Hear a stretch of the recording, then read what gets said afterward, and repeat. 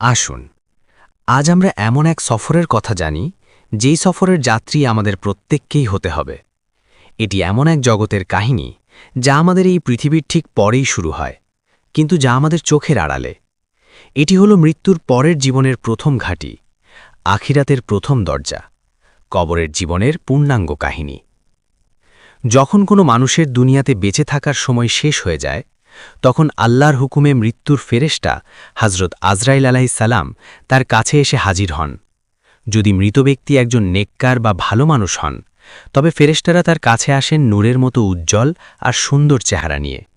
তাদের সাথে থাকে জান্নাতের সুগন্ধিযুক্ত কাফনের কাপড়। তারা সেই রূহকে অত্যন্ত নরম আর আদরের সাথে শরীর থেকে বের করে আনেন, ঠিক যেভাবে একটি ভেজা আটার ভেতর থেকে একটি চুল খুব সহজে বেরিয়ে আসে। এরপর সেই পবিত্র রূহকে জান্নাতের সুগন্ধি কাফনে জড়িয়ে নেওয়া হয়, যেখান থেকে মেশকো আম্বরের চেয়েও উত্তম সুগন্ধ বের হতে থাকে। এরপর ফেরেশতারা সেই রূহকে নিয়ে আসমানের দিকে উঠতে থাকেন। তারা যখন কোনো আসমানের ফেরেশতাদের পাশ দিয়ে যান, তখন ফেরেশতারা জিজ্ঞেস করেন, এই পবিত্র রূহটি কার? উত্তরে রূহকে নিয়ে যাওয়া ফেরেশতারা দুনিয়াতে তার সবচেয়ে সুন্দর নামে তার পরিচয় দেন। এভাবেই এক এক করে 7টি আসমানের দরজা তার জন্য খুলে দেওয়া হয়, এবং সবশেষে তার রূহকে ইল্লিন নামক এক সম্মানিত জায়গায় রেখে দেওয়া হয়। কিন্তু মৃত ব্যক্তি যদি একজন বৎকার বা পাপী মানুষ হয়, তবে ফেরেশতারা তার কাছে আসেন ভয়ঙ্কর এবং কালো চেহারা নিয়ে। তাদের সাথে থাকে জাহান্নামের দুর্গন্ধময় চট। তারা সেই পাপী রূহকে অত্যন্ত কষ্ট দিয়ে টেনে হিচড়ে শরীর থেকে বের করে আনেন, ঠিক যেভাবে একটি জীবন্ত ছাগলের চামড়া টেনে বের করা হয়। একবার ভেবে দেখেছেন কি ভয়ানক দৃশ্য? জীবন্ত ছাগলের শরীর থেকে চামড়া যখন টানা হয়, কীরকম যন্ত্রণা হবে? ঠিক সেইভাবে ওই পাপীদের রূহ বের করা হবে। এতে শরীরের শিরা উপশিরাগুলো ছিঁড়ে যায়।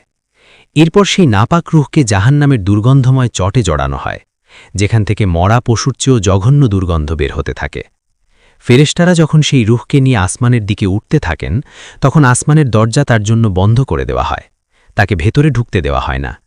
এরপর তার রূহকে সিজ্জিন নামক এক অপমানজনক জায়গায় ছুঁড়ে ফেলা হয়। এরপর মৃত ব্যক্তির দেহকে যখন কবরে নামিয়ে রাখা হয় এবং তার আত্মীয় স্বজনরা তাকে মাটি দিয়ে চলে আসে, তখন এক ভয়ঙ্কর অধ্যায় শুরু হয়। মৃত ব্যক্তি কবরে শুয়ে থেকেও তার আপনজনদের পায়ের আওয়াজ শুনতে পায়।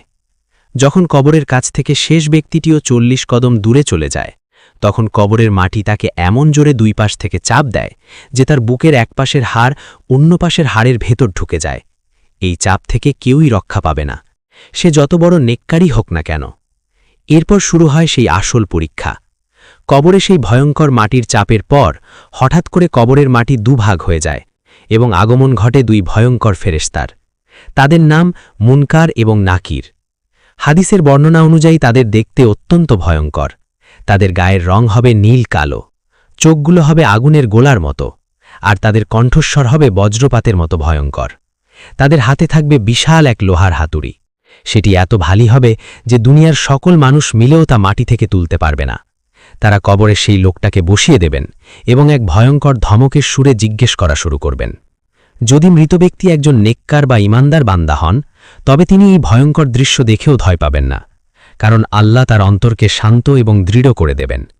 ফেরেশতারা তাদের বজ্রকণ্ঠে প্রথম প্রশ্ন করবেন, মান রব্বুকা, তোমার রব কে? ইমানদার বান্দা কোনো ভয় না পেয়ে অত্যন্ত শান্ত এবং দৃঢ় কণ্ঠে উত্তর দেবেন, রব্বি আল্লাহ, আমার রব আল্লাহ। এরপর তারা দ্বিতীয় প্রশ্ন করবেন, ওয়ামা দিনুকা, তোমার ধর্ম কি? তিনি উত্তর দেবেন, দিনই আল ইসলাম, আমার দিন হল ইসলাম। সবশেষে তারা আমাদের প্রিয় নবী হযরত মুহাম্মদ সাল্লাল্লাহু আলাইহি ওয়াসাল্লামের দিকে ইশারা করে তৃতীয় প্রশ্নটি করবেন, তাজ, এই ব্যক্তি সম্পর্কে তুমি কি বলতে? ইমানদার বান্দা উত্তরে বলবেন, হুয়া রাসূলুল্লাহ, তিনি আল্লাহর রাসূল। ফেরেশতারা আবার জিজ্ঞেস করবে, তুমি কিভাবে জানলে? সে উত্তরে বলবে, আমি আল্লাহর কিতাব পড়েছি, তার উপর ঈমান এনেছি এবং তাকে সত্য বলে জেনেছি। এই 3টি প্রশ্নের সঠিক উত্তর দেওয়ার পর আসমান থেকে এক গায়েব আওয়াজ আসবে, আমার বান্দা সত্য বলেছে, তার জন্য জান্নাতের একটি বিছানা বিছিয়ে দাও, তাকে জান্নাতের পোশাক পরিয়ে দাও এবং তার জন্য জান্নাতের একটি দরজা রোজা খুলে দাও। সাথে সাথেই তার কবরকে 70 হাত প্রশস্ত করে দেওয়া হবে এবং তার কবরটা জান্নাতের আলো আর সবুজে ভরে যাবে। জান্নাত থেকে তার কবরের মধ্যে সুগন্ধি বাতাস আসতে থাকবে। এরপর তার কাছে একজন অপরূপ সুন্দর চেহারার ব্যক্তি আসবেন, যার শরীর থেকে সুগন্ধ বের হতে থাকবে। মৃত ব্যক্তি তাকে জিজ্ঞেস করবেন, তুমি কে? তোমার চেহারা এত সুন্দর কেন? সেই সুন্দর ব্যক্তি উত্তর দেবেন, আমি তোমার নেক আমল, আর আল্লাহ আমাকে পাঠিয়েছেন, আজ থেকে আমিই তোমার সঙ্গী, তোমার কোনো ভয় নেই। এরপর সেই ইমানদার বান্দা আল্লাহর কাছে দোয়া করবেন, হে আল্লাহ, দয়া করে তাড়াতাড়ি কেয়ামত কায়েম করুন, যাতে আমি আমার পরিবার এবং জান্নাতের অফুরন্ত নেয়ামত উপভোগ করতে পারি। তাকে বলা হবে, তুমি শান্তিতে ঘুমাও, কেয়ামতের আগে পর্যন্ত তোমাকে কেউ বিরক্ত করবে না, তোমার ঘুম ভাঙবে কেয়ামতের দিন। আর এভাবেই কেয়ামত পর্যন্ত তার কবরটি হয়ে যাবে জান্নাতের বাগানগুলোর মধ্যে একটি বাগান। কিন্তু যদি মৃত ব্যক্তি একজন বদকার বা পাপী মানুষ হয়, তবে মুনকার নাকিরের ভয়ঙ্কর চেহারা দেখেই তার আত্মা শুকিয়ে যাবে, ভয়ে সে থরথর করে কাঁপতে থাকবে। ফেরেশতারা যখন তাকে বসিয়ে প্রথম প্রশ্ন করবেন, মান রাব্বুকা, তোমার রবকে? ভয়ে আর আতঙ্কে তার মুখ দিয়ে কোনো কথা বের হবে না। সে তোতলানো গলায় বলবে, হা হা, আমি তো কিছুই জানি না। তারা আবার দ্বিতীয় প্রশ্ন করবেন, ওয়ামা দিনুকা, তোমার দন কি? সে আবারও একই উত্তর দেবে, আদারি। সবশেষে তারা নবীজিকে দেখিয়ে তৃতীয় প্রশ্নটি করবেন, এই ব্যক্তি সম্পর্কে তুমি কি বলতে? সে উত্তর দেবে, আমি তো কিছুই জানি না, মানুষ যা বলতো আমিও তাই বলতাম। তার এই উত্তরগুলো শোনার পর আসমান থেকে এক গায়েব আওয়াজ আসবে, সে মিথ্যা বলেছে। তার জন্য জাহান্নামের একটি বিছানা বিছিয়ে দাও, তাকে জাহান্নামের পোশাক পরিয়ে দাও এবং তার জন্য জান্নাতের একটি দরজা খুলে দাও। সাথে সাথেই জাহান্নামের ভয়ঙ্কর গরম এবং দুর্গন্ধ বাতাস তার কবরে আসতে শুরু করবে। এরপর শুরু হবে কবরের আসল আযাব। তার কবরকে এমন জোরে দুপাশ থেকে চাপ দেওয়া হবে যে তার বুকের এক পাশের হাড় অন্য পাশের হাড়ের ভেতর ঢুকে যাবে। এরপর তার কাছে একজন কুৎসিত এবং ভয়ঙ্কর চেহারার ব্যক্তি আসবে, যার শরীর থেকে পচা লাশের মতো দুর্গন্ধ বের হতে থাকবে। মৃত ব্যক্তি তাকে জিজ্ঞেস করবে, তুই কে? তোর চেহারা এত ভয়ঙ্কর কেন? সেই কুৎসিত ব্যক্তি উত্তর দেবে, আমি তোর বদ আমল, তোর খারাপ কাজ। এই কথা বলার পরেই সেই পাপী বান্দার উপর আযাব দেওয়ার জন্য আল্লাহর পক্ষ থেকে একজন বিশেষ ফেরেশতা নিয়োগ করা হবে। হাদিসে এসেছে, এই ফেরেশতা হবেন অন্ধ, বধির এবং বোবা। তিনি অন্ধ হবেন যাতে পাপীর কষ্ট দেখে তার মায়া না হয়, তিনি বধির হবেন যাতে পাপীর চিৎকার তিনি শুনতে না পান, আর তিনি বোবা হবেন যাতে পাপীর সাথে কোনো কথা বলে তার শাস্তি কমাতে না পারেন। তার হাতে থাকবে লোহার এক বিশাল হাতুড়ি। সেটি এত ভারী হবে যে সেই হাতুড়ি দিয়ে যদি কোনো পাহাড়ের উপর আঘাত করা হতো, তবে সেই পাহাড়ও ধুলোয় মিশে যেত।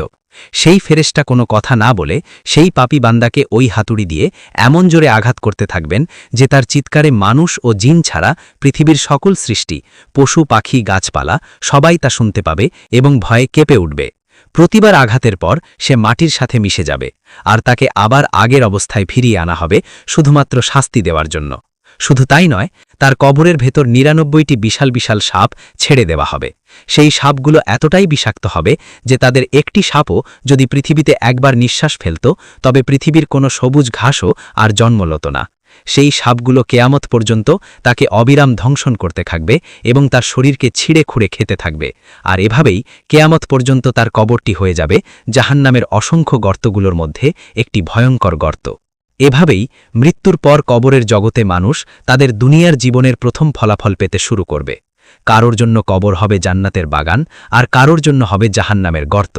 কিন্তু কবরের এই শাস্তি বা শান্তি শেষ নয়। এরপর আসবে সেই মহাদিবস কেয়ামত, এবং তারপর হাসরের মাঠ, মিজান ও পুলসিরাতের পরীক্ষা। যদি কবরের এই জীবনের কাহিনী আপনার হৃদয়কে স্পর্শ করে থাকে এবং আপনাকে আখিরাতের জন্য প্রস্তুত হতে সাহায্য করে, তাহলে ভিডিওটিতে একটি লাইক দিন এবং আপনার প্রিয়জনদের সাথে শেয়ার করে তাদেরও সতর্ক করুন। আমাদের চ্যানেলটি সাবস্ক্রাইব করে ইসলামের এমন আরও গুরুত্বপূর্ণ বিষয় সম্পর্কে জানতে আমাদের সাথেই থাকুন।